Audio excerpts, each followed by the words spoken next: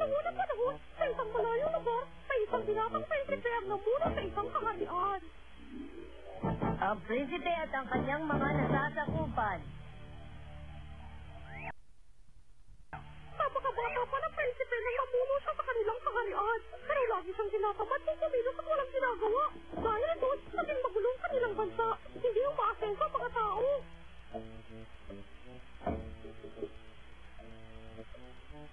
Sinamantala po ni Haring Edma, ang hari ng mga pasaway.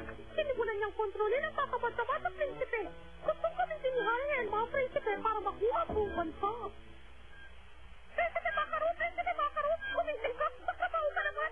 Pag kumain ka tamad-tamad, patong-patong na po mga dokumentong kailangan niyo pa sa akin! Inaantok pa ako. O manhin ko nakakabala ako sa inyong dalawa. Edma, ang hari ng mga pasaway! Prinsipe Makaro!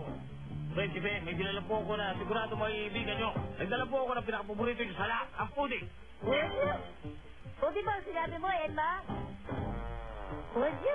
Para sa akin pala dyan, ang bait mo naman pala, Haring Edma. Dali, bigay nyo lang ang pudding kay Prinsipe Makaro. Kanina pa niya nilatay.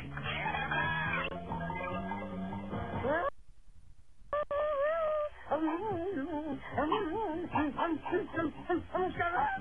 Hindi ka maubusan, Prinsipe Makaro. Dahan-dahan lang ang kain. Lahat ng dapat gawin sa pamahalaan ako na po ang bahala. Gagawin ko ang lahat na makakaya ko. Kaya, Prinsipe Makaro.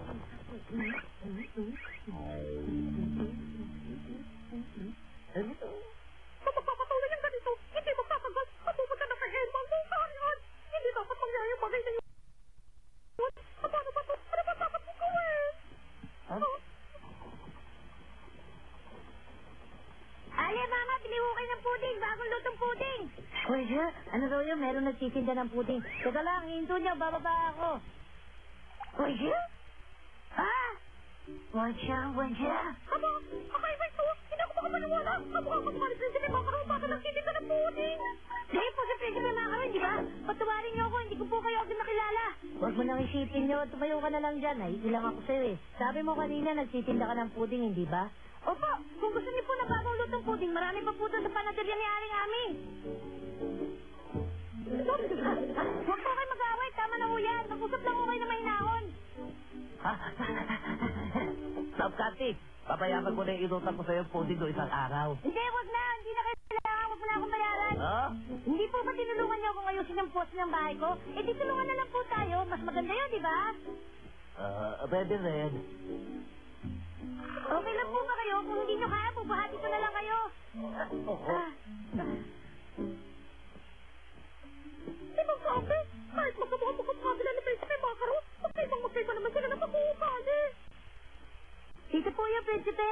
Pwede, ang daming pudding. Tom Clancy, sino kasama mo? Pasensya na, Haring Ami. May kasama po akong dalawang bagong kaibigan sa labas.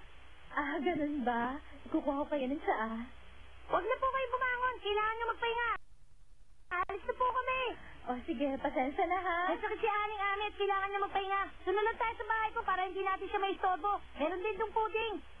Prinsipe Makaro, kailangan na natin bumalik sa palasyo. Kapag nahuli tayo ng dating, baka hindi na natin maabutan ang pagpupulong na pangyayari. Mauna ka na sa palasyo na yun. Sabihin mo, mahuli lang ako ng konti. Tayo na po. Pwede? Oo. Talaga naman yung si Prinsipe Makaro. Hindi makakasang gumawa ng tungkulin niyo. Pasensya na, maliit lang ang bahay ko. Ayos naman dito ah. Talaga po? Abot mo lahat ng gamit kahit nakaupo. Oo nga no, ang konti lang ng gamit ko pero parang ang tahimik dito. Sa palasyo, malaki ang kwarto ko. May tagabot ng gamit ko pero kahit malaki wala akong katahimikan. Nakakaingit ka naman, Prinsipe. May malaki siyang kwarto. Nagagawa mo kahit anong gusto mo. Naku, huwag kang maingit. Hindi nga ako nakakapahinga eh. Ang dami-daming pinagagawa sa akin. Kumigil na akong kapangyarihan, matutuwa ako. Ang sarap kasing isipin na nakakatulong ka sa kapwa mo, di ba? Ako naman, masaya na ako kapag napapaligiran na ako ng marami at masasarap na pudin. Huwag na! May naisip akong paraan para pareho tayong sumaya. Tom Frankie, salamat sa tulong mo kay Nanay sa pagtitinda ng puding ha. Kung gusto mo na, maghapunan ka na sa amin mamaya. Nagluto siya ng masarap na sopas. Ano nangyari sa'yo? Masama pa pakiramdam mo? Hindi, no. Ang sarap nga ng pakiramdam ko eh. Ano ba nangyari sa'yo, Tom Candy? Ba't parang tatamad-tamad ka akong magsalita? Ano nga pala ang pangalan mo? Nagpapatawa ka ba? Ako si Cosmo. Kung ikaw si Cosmo, malapit tayo sa isa't isa. Ikaw talaga. Natural lang na malapit tayo sa isa't isa kasi magkamit bahay tayo. Tsaka magkaibigan pa. Pwede, magkaibigan tayo? O, ayos yun ah. Mula ngayon, ikaw nang bahala sa akin. Nakakatuwa ka naman, para ka talagang bata. Meron na akong bunsong kapatid.